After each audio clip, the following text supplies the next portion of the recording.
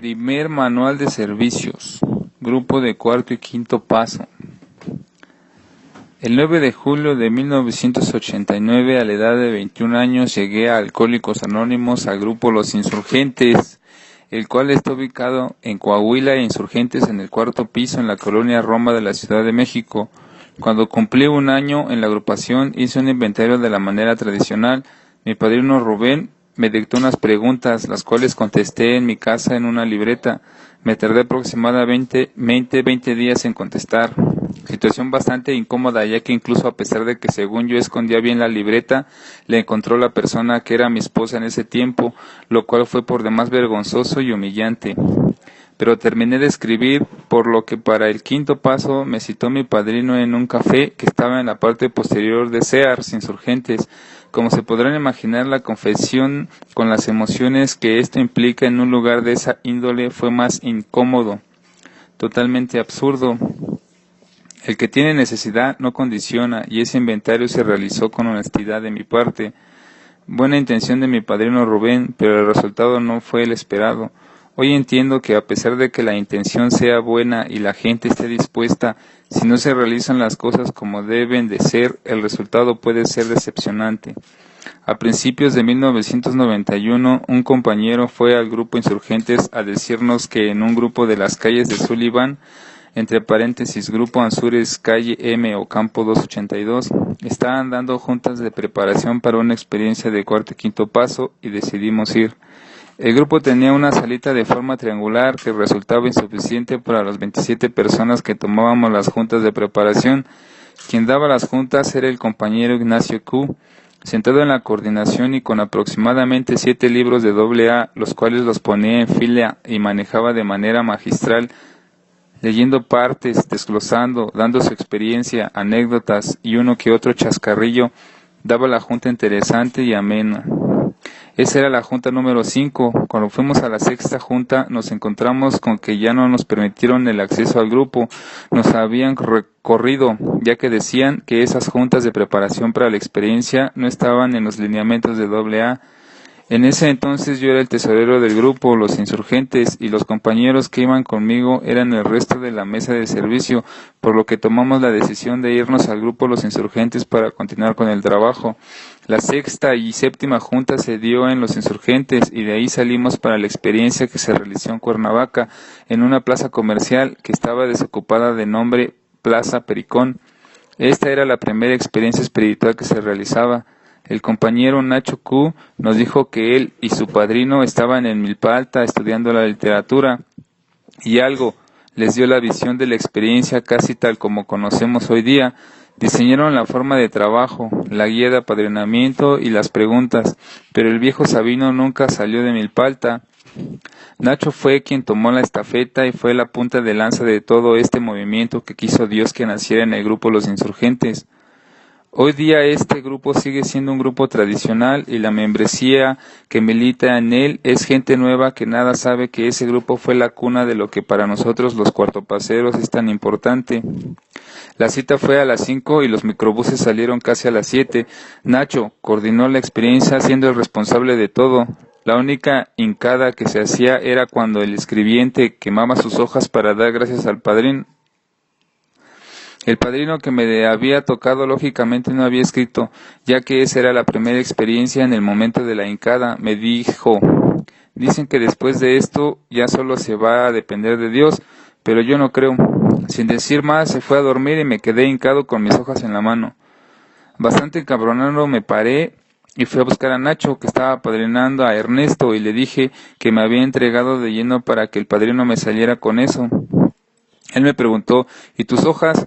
Le dije: aquí las tengo. Me respondió: no te preocupes, ya voy a terminar y ahorita te apadrino. Cuando Nacho terminó de apadrinarme, yo estaba frente a él llorando, y me dio un abrazo que yo sentí clarito que era mi papá el que me estaba abrazando, y que ese era el abrazo que de mi padre esperé. Cuando abrí los ojos era Nacho y no mi papá. Esto fue lo único espiritual que viví en mi primera escritura, y para mí era vasto y suficiente. Mi experiencia había sido perfecta, entre paréntesis, eso pensaba en ese momento. Después estuvimos cantando Valdemar y otros más.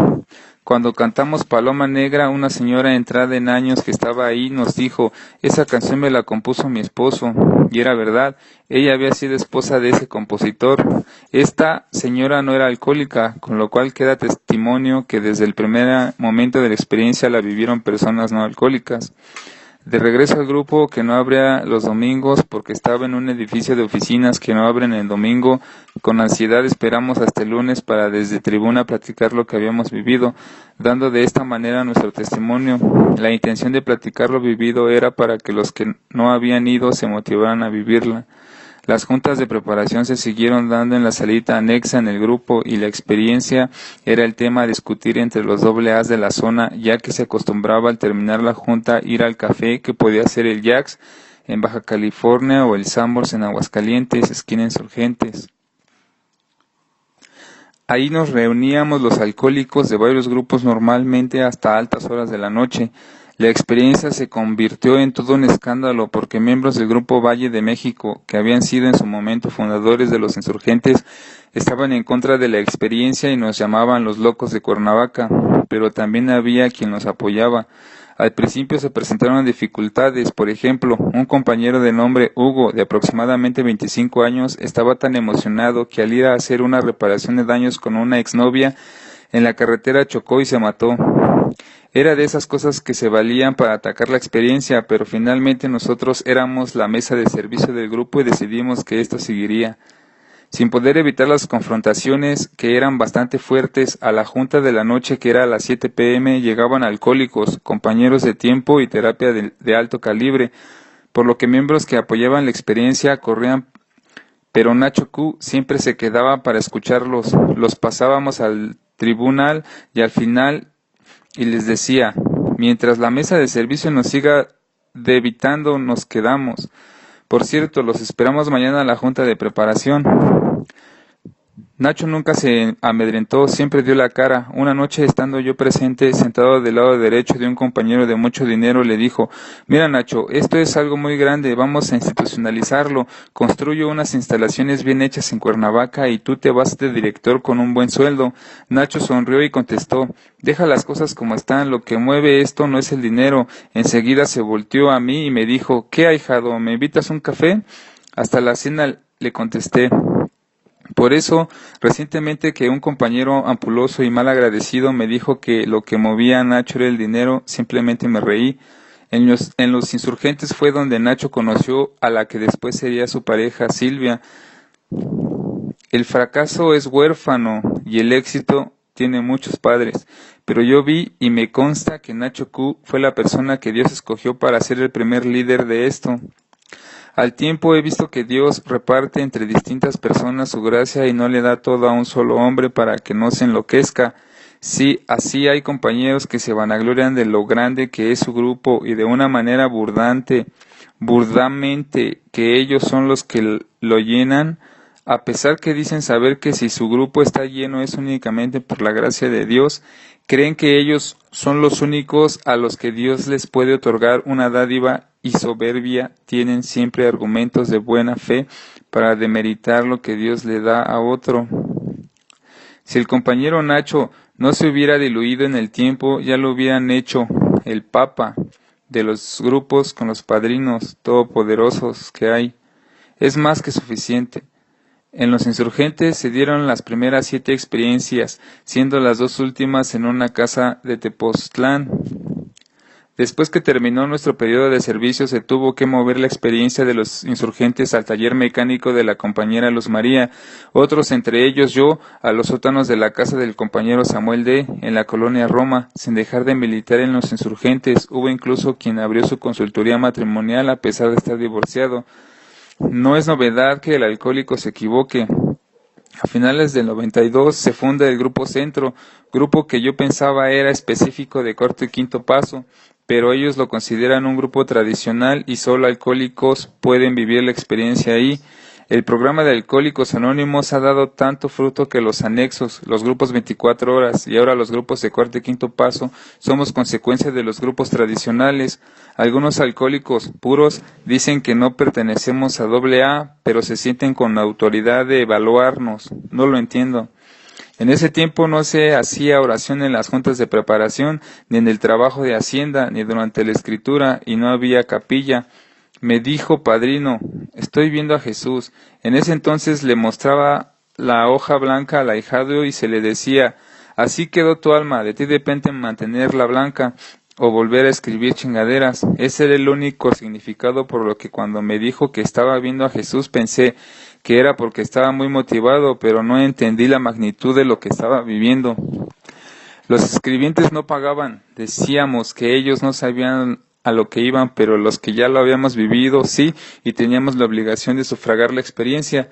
A los escribientes se les daba de comer bien, incluso en una ocasión Samuel D. hasta camarones les preparó. Los baños estaban en buenas condiciones y escribían con luz. No se hacía la broma, se trataba a los escribientes con amabilidad y fraternidad. Creo que el escribir con velas, los baños sucios y lo de las tortas se empezó por cuestiones económicas y no por espiritualidad. Cuando regresaban, daban su testimonio y sacaban el resentimiento que se pudiera haber generado en la experiencia, y se les seguía dando sexto y séptimo paso, además de que no se les dejaba a la deriva al ahijado, se le daba seguimiento en sus reparaciones de daños y en el cambio de juicios y actitudes. No se usaba la Biblia, todo era únicamente con la literatura de AA. Hoy día existen compañeros de aquel entonces que siguen haciendo inventarios en las mismas condiciones sin usar la oración y la Biblia. Yo tenía un negocio en el cual vendía a empresas y dependencias del gobierno, y este negocio tuvo un auge tal que me absorbió por completo y me alejé de las experiencias. Cuando perdí el principal cliente, que era la Secretaría de Protección y Vialidad, entré a la Universidad Iberoamericana a estudiar psicología. En junio del 99 me invitaron a vivir la experiencia al grupo Volver a Vivir, ubicado en la calle de Azafrán de la colonia Granjas México DF. Fui con el traje de la soberbia puesto. Yo viví mi primera escritura en Los Insurgentes, en la primera experiencia espiritual. Conocía todo el método, era padrino, daba las juntas de seguimiento, había estudiado psicología. ¿Qué me podían enseñar? ¿Qué tendrían de nuevo? Idiota de mí. Fui a escuchar una junta de preparación y me puse a criticar a los que la estaban dando y pensaba, mejor que me los presenten y los apadrino, están bien tronados. En la cadena de resentimientos que yo ya conocía, pero únicamente con el Padre Nuestro, incrédulo le dije a Dios que si en verdad era Él, con que tan solo me tocara una sola gota de agua iba a creer. Entre paréntesis, esto porque había escuchado decir que cuando salían a la cadena de resentimientos llovía. Y claro que llovió, y lo más sorprendente fue que cuando abrí los ojos vi que solo había llovido en el lugar de la cadena, todo lo demás estaba seco. Vi unas chispitas de luz que flotaban en el aire y sentí su presencia. En el apadrinamiento escogí al coordinador de padrinos, Armando U. Cuando me hincó, después de leer las dos primeras preguntas, me preguntó, ¿qué ves? Pensé, ¿qué les pasa? ¿Con qué tonterías me van a salir? Y le contesté, nada. Me levantó y me dijo, ve mis ojos, ¿qué ves? Le contesté, nada, tus ojos, ¿qué quieres que vea? Estaba molesto por esa actitud, pero continuamos trabajando. Como padrino sabía que se tenía que conducir al ahijado al sentimiento y al arrepentimiento, y yo no sentía nada a pesar de confesar mis hechos. Le dije a Armando que no sentía ni vergüenza ni nada. Me dijo, no te preocupes, el trabajo aquí no termina. Seguíamos trabajando y llegué un momento en el que el Orejas hizo un comentario chusco acerca de lo que yo estaba confesando y nos reímos a carcajadas. Pensé, esto ya no sirvió. En lugar de que me llevara a arrepentimiento, yo los llevé al desmadre. Todavía sonriendo se paró Armando y me dijo, que mi Ale, eres un desmadre, ven, híncate. Al instante se me abrieron los ojos del espíritu y vi la batalla espiritual en toda su magnitud, en esa bendita hacienda del volver a vivir. Dios me liberó de una manera más que impactante. De regreso a México mi mente se rebelaba, a veces no podía creer lo que vi, otras veces tenía miedos terribles. Al mes siguiente fui de apoyo y viví la batalla espiritual más fuerte en que he estado. El programa de AA y la psicología me han servido para muchas cosas en la vida, pero ahora tenía que recurrir a algo más fuerte para la batalla que estaba librando, y para mí fue la Biblia, la oración y Jesús. Me aferré a esto como el náufrago a un tronco, no me quedaba otra. El compañero Humberto, líder del grupo Volver a Vivir, me arropó con su amistad y fina enseñanza. Fue aquí y con él donde aprendí la mayoría y más importante del aspecto espiritual de la experiencia. Hago mención que a la única persona que reconozco y respeto como mi líder es Humberto G. Por lo consiguiente, la única opinión que tomo en cuenta es la de él. Para mí es un gran líder y esta palabra la mantiene en todos los departamentos de su vida familiar, laboral y en el grupo. Lo que no sucede con otros gigantes espirituales que son superlíderes en el grupo, pero en su casa su mujer les jala las orejas. Después de militar un tiempo en el Volver a Vivir y como consecuencia de un error de conducta mío, decidí salirme del grupo. Un mes después, en la zona de Tacubaya, unos compañeros y yo iniciamos el grupo Nuevo Horizonte, desempeñando el servicio de coordinador. Por desacuerdos, mis primos decidieron cambiar de domicilio del grupo a la colonia Roma, por lo que junto con compañeros recién llegados, entre paréntesis Gustavo, Ricardo, Fernando y Félix, iniciamos el grupo Guerreros del Camino Real, siendo este en el momento el único grupo de la zona y del cual por la gracia de Dios ya han salido varios grupos. Esta es una breve historia de mi caminar por la experiencia. Los servicios que he desempeñado son líder, coordinador de Hacienda, quinto pasero, guía espiritual, coordinador de las juntas de preparación, tesorero de Hacienda, coordinador de seguimientos, coordinador de preparación de seguimientos, preparador de padrinos, preparador de seguidores, coordinador de juntas de debilidades humanas, pilar y preparador de líderes de grupo. Fue la voluntad de Dios que la experiencia naciera en México y para todo el mundo, con los fundamentos del programa de AA, en el grupo Los Insurgentes y en las circunstancias antes mencionadas. Dedicado a todos y cada uno de los guerreros que, sin importar qué servicio tengan, han brindado su cansancio a otro ser humano en una hacienda.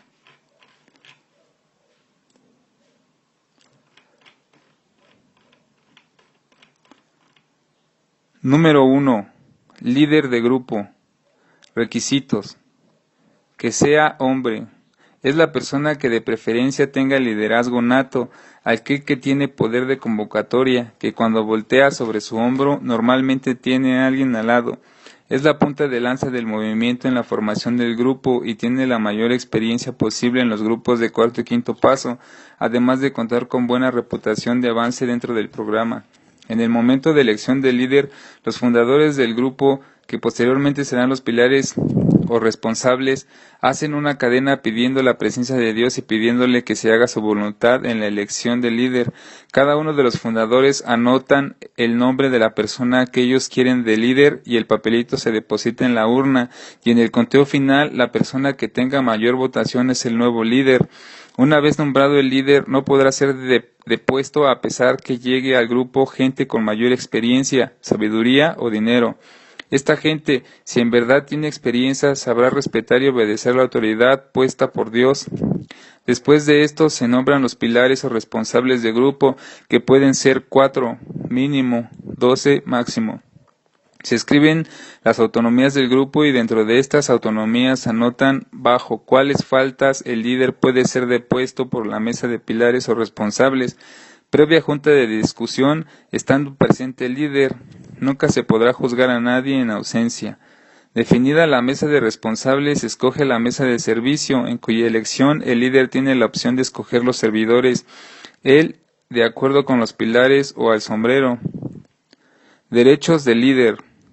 Es él la máxima autoridad en el grupo. Puede destituir de su servicio a cualquier servidor y sus órdenes son obedecidas sin discusión alguna. Es un servidor de gran autoridad y confianza. Entre paréntesis, en algunos grupos la destitución de los servidores solo la puede hacer la mesa de pilares, dependiendo de las autonomías de grupo, pero esto resta autoridad y gobernabilidad. Cierra paréntesis.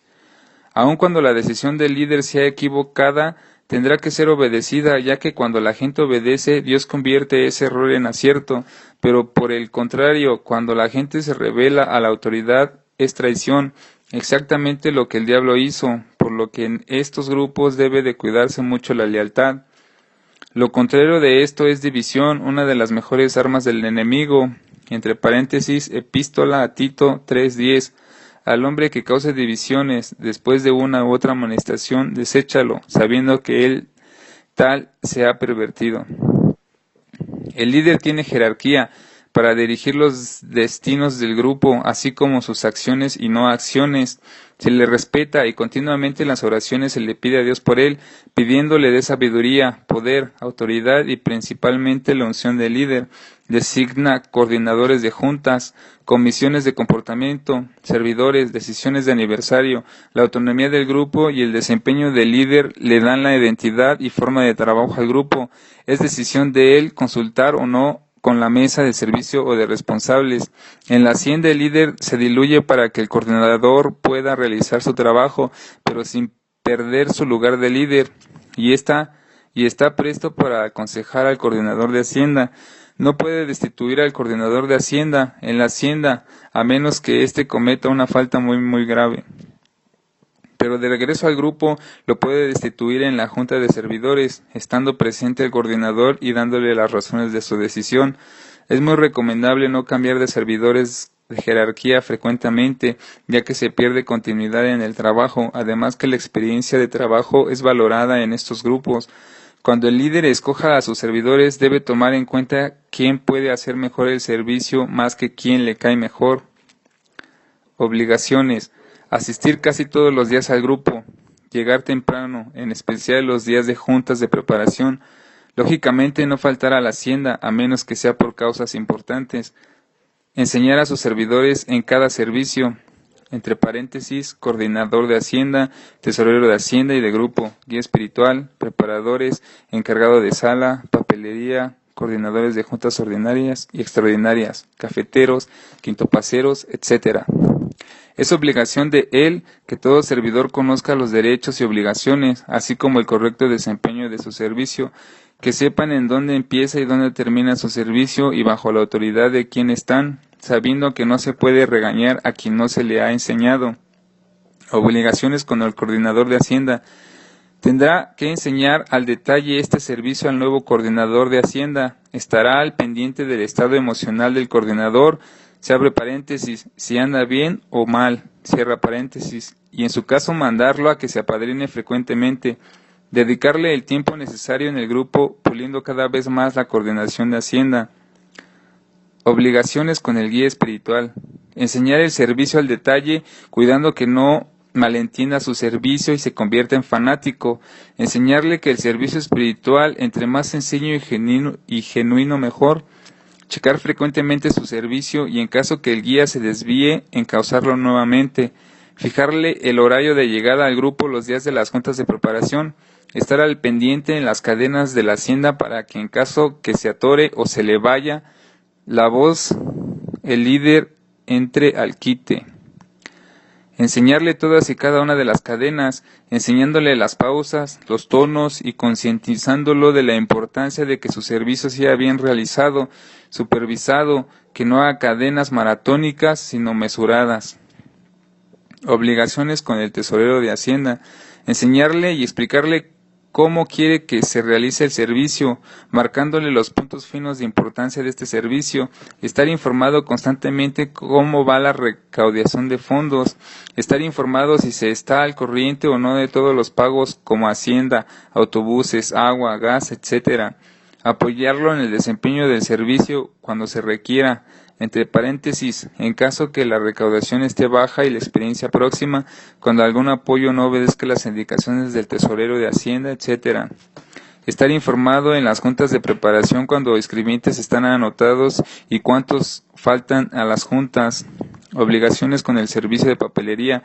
Le tiene que explicar exactamente cómo quiere el servicio, que los cercos sean suficientes y estén acompañados de la guía de apadrinamiento, que existan plumas suficientes, de qué manera quiere los folders, así como el lugar en donde quiere que estén las cosas de la papelería, tanto en la hacienda como en el grupo. Obligaciones con los preparadores de escritura. Los cita hora y media antes de la junta y hacen la cadena, el guía espiritual, el líder y los preparadores. El líder les explica, dependiendo el número de juntas que sea, cómo van a dar la junta, qué puntos van a tocar, en qué tono la van a dar, les hace un breve desglose de la literatura que van a leer. Incluso en ocasiones se ponen a una distancia prudente para poder él escuchar la junta y después darles indicaciones que puedan mejorar el servicio.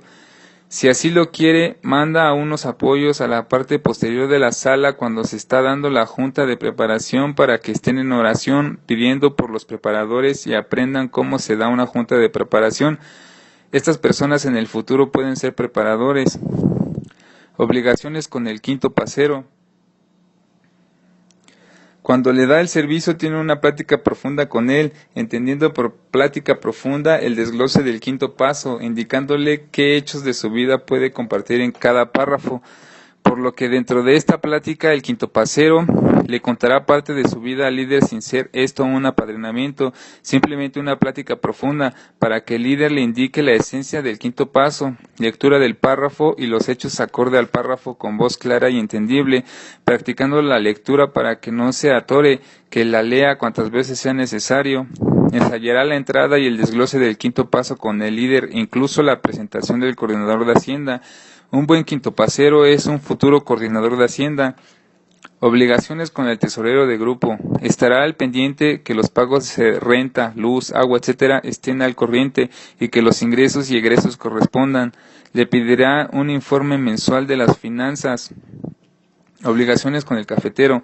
Le dirá su hora de entrada al grupo, le explicará cómo quiere el servicio, indicándole cómo y a qué hora sirva el café y, de ser preciso, hasta cómo prepararlo, entendiendo que cada servidor tiene libertad en el desempeño de su servicio, siempre y cuando cumpla con el lineamiento indicado por el líder. Obligaciones con el encargado de alabanzas. Le fijará horario para ensayar, que será distinto al de las juntas. Estará al pendiente de la disciplina, orden y avance en este servicio, indicarles en qué cadena tocan y en cuáles no, cuántas alabanzas van a tocar en cada cadena y qué alabanzas tocar, responsabilizarlos que no falten y que toquen lo más preciso que se pueda, ya que este servicio es más importante y serio de lo que se ve a primera vista.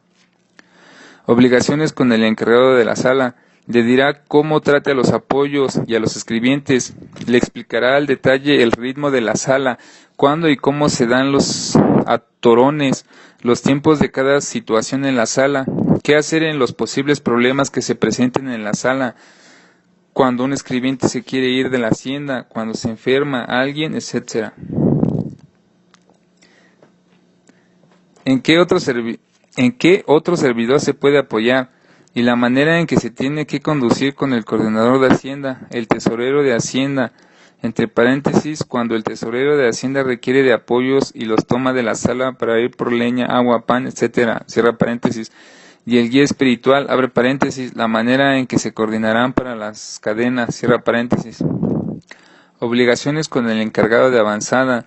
Los responsabilizará del comportamiento de los apoyos en la avanzada, dará su visto bueno a los integrantes de la avanzada y les explicará cómo quiere que se realice esta. Estará presente cuando salga la avanzada y, de ser posible, se irá en esta. Obligaciones con los coordinadores de seguimientos. De manera individual les explicará la esencia de cada escritura, indicándoles cómo se apoya en cada una de estas, preparándolos ampliamente en el desempeño de estas escrituras, así como en la manera en que se designan los apadrinamientos, cómo deben tratar a los escribientes de seguimiento, previniéndolos de los posibles incidentes de estas escrituras. Debe poner cuidado en la preparación y elección de los coordinadores de seguimientos, que de preferencia debe estar de acuerdo con el coordinador de Hacienda, pero la elección de estos es del líder y es en la junta de servicio para que los designados se mantengan en oración durante todos esos días, pidiéndole a Dios la fuerza, protección, incluso pensamientos, sentimientos y silencios, principalmente que les dé humildad en el servicio. Obligaciones con el servicio de cocina. Dará su visto bueno al menú que escoja la cocinera. Le explicará cómo trate al personal y a los servidores. Obligaciones con los entrevistadores. Les enseñará a entrevistar, teniendo en cuenta que este servicio depende directamente del tesorero de Hacienda, que es quien dirige y supervisa este servicio. Todos los servicios de Hacienda deben ser designados en la junta de servicio en el grupo y respetados en la Hacienda. Obligaciones con el grupo en general. Dará o determinará gente capaz de dar las juntas de debilidades humanas, cercos, apadrinamientos de primera y seguimientos.